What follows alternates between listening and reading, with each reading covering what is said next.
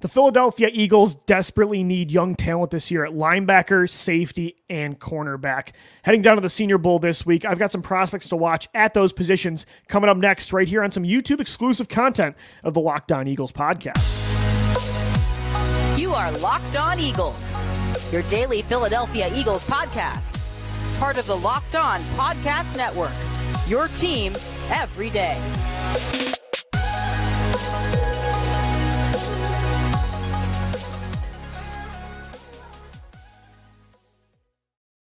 So if there's one thing Howie Roseman could do this offseason that I think is a requirement, is invest at least one premier pick, contract, or trade into linebacker, safety, or corner. Now, if it was up to me, if I was the general manager, I'd be investing more than just that in those three positions. But I know Howie Roseman loves to invest in lineman, quarterback, receiver, and sometimes these positions suffer as a result. So I'm just hoping for one big-time player, young player, at those spots to be added to Vic Fangio's defense. Of course, they need to do more than that at these positions, but I need one big splash. If Howie does want to do that through the 2024 NFL draft class, I think there are some guys down in Mobile, Alabama this week for the Senior Bowl that he should be keeping a close eye on. And we'll start at the linebacker position. I got three players at each spot that I want to get into with you guys today. And the first linebacker that I'm going to be watching closely is Cedric Gray from North Carolina. When you look at the Eagles linebacking group right now, heading into 2024, who's under contract? It's Nakobe Dean and Sean Bradley. That's it. I'm still a believer in Dean, but he's barely played any football in 2 years. You cannot bank on him being the every down linebacker. If you want another green dot type of prospect, Cedric Gray is your guy. Just listen to these numbers from the last 2 years. Cedric Gray in 2 years with North Carolina, with the Tar Heels, 266 tackles, 23 tackles for a loss, 6 sacks, 3 interceptions, 10 pass breakups, and 5 forced fumbles. That's all in just 2 years. This guy is explosive, but he's extremely patient, gap sound. He has great discipline and vision. You can see he knows where the football is at all times, has a great awareness for the way the play is breaking down. And honestly, he's great against mobile quarterbacks. And in the modern day NFL, we know how important that is. The last 4 years, he had 5 interceptions and 8 pass breakups. He's good in coverage. Cedric Gray is somebody that might be a low-end first-round pick. I think he's absolutely a second-rounder early on day 2. So if the Eagles want to go with linebacker early, Cedric Gray might be one of your top 2, top 3 options. Now, if you want to wait a little bit longer, go for a guy with more speed and has traits, but he's got a ways to go compared to a Cedric Gray. But again, with the Eagles, they like to wait on linebackers, so this is more of a later day 2 pick, not day 3. I think he's still a day 2 selection. It's Teron Hopper from Missouri. Because in a Vic Fangio defense, linebackers and safeties, they have to cover a lot of ground over the middle of the field. You got to get sideline to sideline. You got to be able to cover. You got to be able to tackle in the open field. That's Teron Hopper. His change of direction, his burst for a linebacker is extremely impressive. He can cover a lot of ground. And again, like I said, you need that in this scheme. Now, yes, he is smaller in frame, could bulk up for sure, but I'd rather have a guy with the traits, the speed, the athleticism. Even at linebacker nowadays, that is more important than being a bulky, big-time guy that can fill gaps. I mean, obviously that's so important at linebacker, but in this defense, I'm looking for speed. I'm looking for talent that I can develop. And I think, again, the older he gets, he can develop more and bulk up. If the Eagles want to take a linebacker, let's say more in round 3, Teron Hopper is a guy that I'm going to be watching in Mobile in a few days. Can't wait to see him in one-on-ones. I think coverage is really where he's going to shine. And then another player, Peyton Wilson from NC State, different than the other 2 guys that I mentioned. His medicals are kind of concerning. Multiple ligament injuries in high school and in college. Also had a pretty bad shoulder injury at NC State. But this is a player with all the tools, and if he didn't have that medical red flag, would probably be one of the first 3 linebackers taken, and honestly, he still could be. 6'4", 235 pounds, a lot of speed. I wrote down in my scouting report, sheds blocks like an MF, like a mother you-know-what. His range, his violent first step rushing the passer is impressive. He had actually 6 sacks last year, so if the Eagles blitz more, that's a huge factor that he could add to the table. Great tackler. Again, can he stay healthy? That's something we're going to be watching all offseason. But I do think he's going to practice really well. If he practices all 3 days in Mobile, I think he's going to be somebody that really moves up draft board. So those are my 3 linebackers that I'm keeping the closest eye on. Cedric Gray from North Carolina, Teron Hopper from Missouri, and Peyton Wilson from NC State. Now let's go to cornerback. We know Darius Slay likely going to be back this year, still under contract, had a pretty good year in 2023, not the all-pro caliber year of 2022. But we know on the other side, there's a lot of questions, right? Is Avonte Maddox back in the slot? The guy can't stay healthy. Isaiah Rodgers coming back from being suspended all of last year, who Howie traded for before the season started. James Bradbury was so terrible. I think even if you have to eat some dead cap, you got to get him off the roster. Keely Ringo showed some flashes of potential down the stretch. Eli Ricks did too, but can you really rely on one of those guys to be a starter? I think corner has to be a pick in the first 2 rounds. And I think there's some guys in Alabama at the Senior Bowl that they could watch. And the number 1 corner in this event is Quinyon Mitchell from Toledo, who actually was Pro Football Focus's number 1 corner the last 2 years in overall coverage grade. He had 6 interceptions the last 2 years, 5 in 2022. Like, this is maybe the best ball hawk of the class at this position. 27 pass breakups as well in that span. Somebody more that's like a Rasul Douglas type, if I had to compare him to a past Eagle. He's a ball hawk. He's an off-man zone coverage corner with good closing speed. Like, this might be a guy that clocks in at 4.3 at the combine. Like, click and close ability is very impressive. And the Eagles need playmakers, right? I mean, they did not have a player with over 3 interceptions last year. That is inexcusable. You need to be able to create turnovers on defense, and Quinyon Mitchell is that guy. Is he somebody you want shadowing and press man coverage every single play? Probably not. He's probably the guy on the cover 4 side of Fangio's cover 6 as opposed to the cover 2 side. But Quinyon Mitchell could fit this defense if you use him right.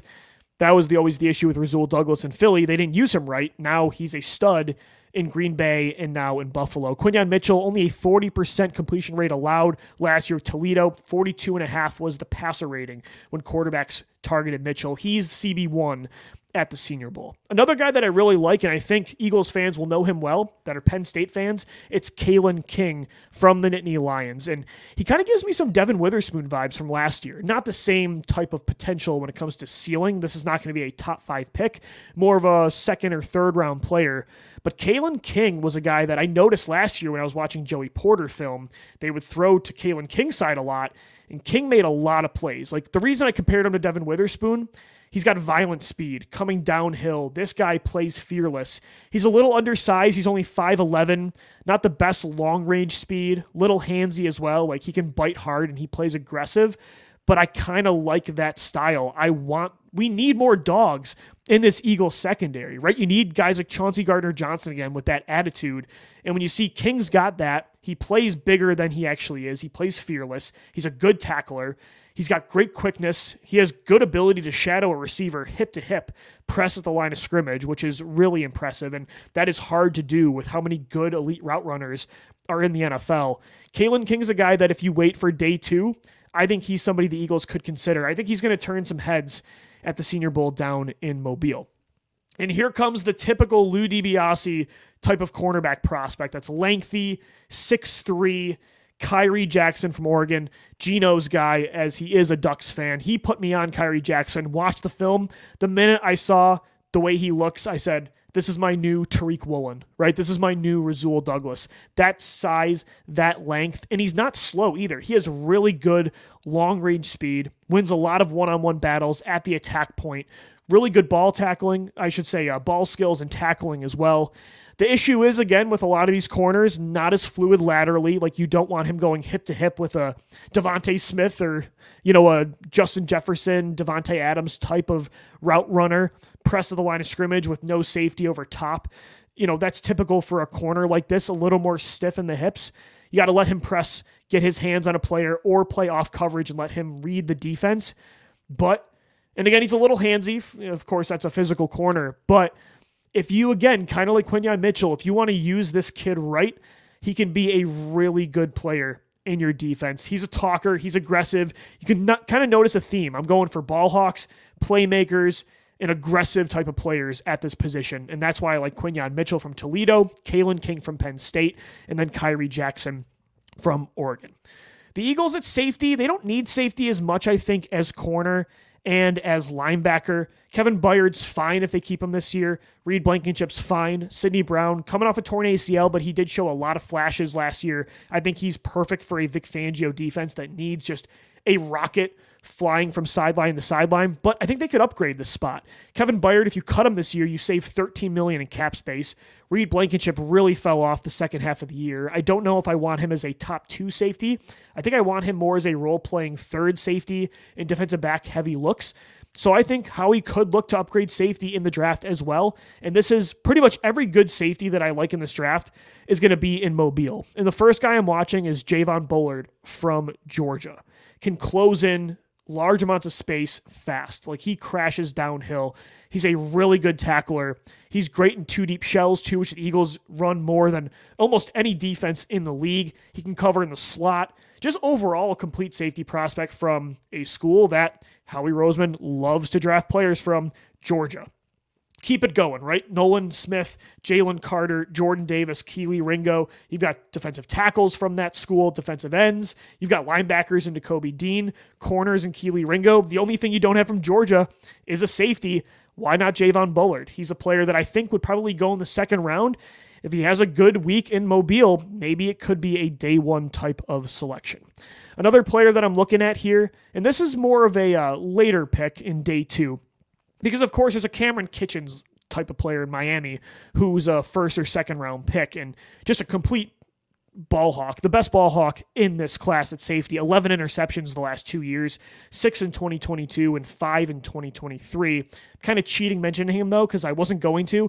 I wanted to mention 2 other prospects I like more on day 2 and day 3. One of them is Kalen Bullock from USC. He's a former receiver, and you can tell his ball skills, his hands are ridiculous. The explosiveness is as good as anybody in this class. The instincts are off the charts. Like, if you want a Reek Woolen type of player that switched from offense to defense and you're betting on the ball skills, the athleticism, the coverage ability, but this time at safety, that could be Kalen Bullock. Like Reek Woolen at corner a few years ago, and he's struggling with this in the NFL in Seattle, Kalen Bullock, he still plays defense kind of like a receiver when it comes to tackling, when it comes to run fitting, coming downhill.